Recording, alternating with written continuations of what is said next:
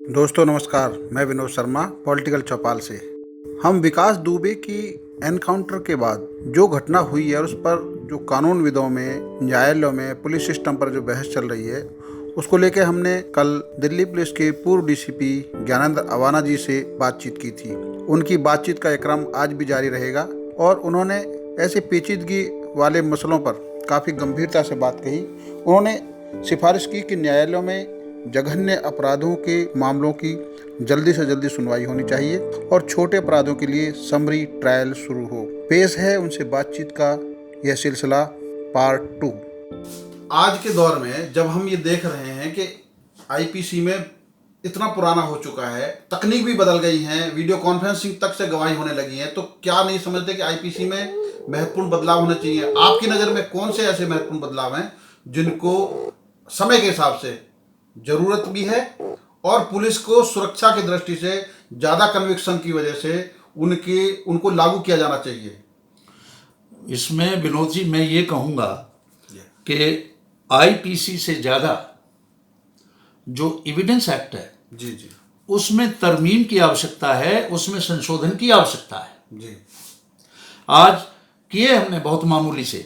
जिस वक्त information technology act आया और इसमें कुछ पैनल सेक्शंस बने, तो उसमें हमने बस इतना किया कि जो डॉक्यूमेंट था पहले पेपर डॉक्यूमेंट, उसको रिप्लेस करके डिजिटल डॉक्यूमेंट को जोड़ दिया। तो ये बड़ा कॉस्मेटिक चेंज है। पर मैं ये कहता हूं कि एक समस्या इतने सालों से आ रही है, इतने इतने जघन्य अपराधी आराम से छूट रहे हैं और उसका कारण ये है कि गवाह हॉस्टाइल हो रहा है, मुकर्रा है, उसके खिलाफ गवाही दे नहीं सकता।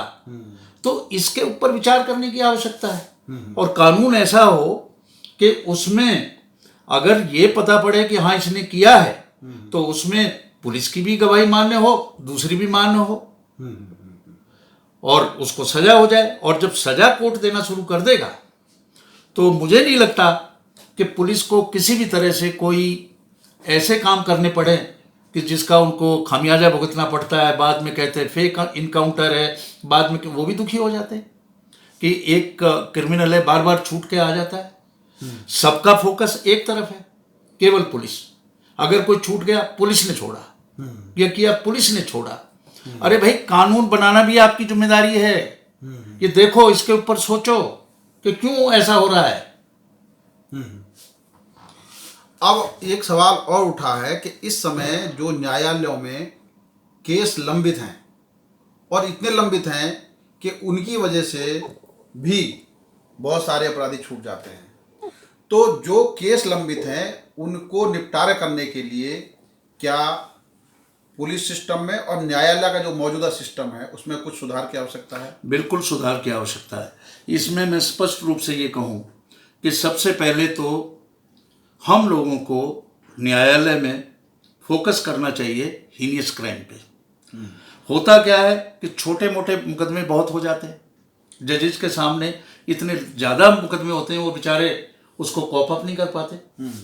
और वो और सीरियस और ये दोनों मिल गए तो संख्या बढ़ गई। जो छोटे अपराध हैं उनके लिए समरी ट्रायल का प्रोविजन होना चाहिए। ये नहीं है कि इनको आप सालों साल चलाते रहो। ऐसी भी घटनाएं हैं कि एक मुकदमा चल रहा है, 10 साल हो गए, उसमें सजा का प्रोविजन है केवल 3 साल और अंडर ट्रायल उसमें बैठा हुआ है। तो जो ऐसे छोटे श्रेणी के अपराध हैं उनको समरी ट्रायल पे उनको बुलाओ, 1 या 2 हियरिंग पे समरी ट्रायल करो, हाँ ये हो गया, इसको खत्म करो जी। ये होना चाहिए। दूसरी बात ये है कि होता ये है कि जब स्टेटमेंट रिकॉर्ड होते हैं तो एक जज साहब ने काफ़ी दूर तक कर लिया, फिर दूसरे आए, फिर वहाँ से शुरू हो गया। इसका भी कुछ समाधान होना चाहिए। बिल्कुल बिल्कुल। और तीसरा ये भी होना चाहिए कि कानून के लिए अभी मैं बता दूं कि आईओ सुबह पहुंचता है कोर्ट में।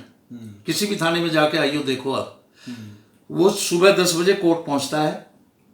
उसका कुछ ना कुछ मैटर रहता है, लगातार चलता रहता है। और शाम को वो आफ्टरनून में थाने पहुंचता है।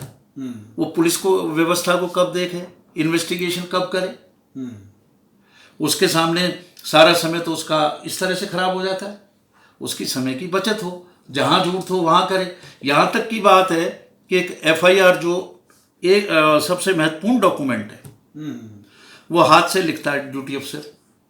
एफआईआर रहती है, उसको प्रूव करने के लिए ड्यूटी अफसर जाता है।